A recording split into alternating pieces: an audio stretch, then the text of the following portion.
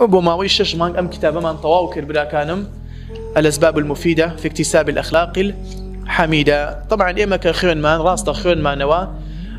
سود ورقرتن لم كتابة بخيون نوكينية سود ورقرتن لم كتابة بخيون نوكينية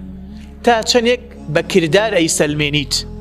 تا چنك بكردار أي سلمينيت أو كسسر كوتوا استفادة لم كتابة كردوا كبا عملي جيبجيكا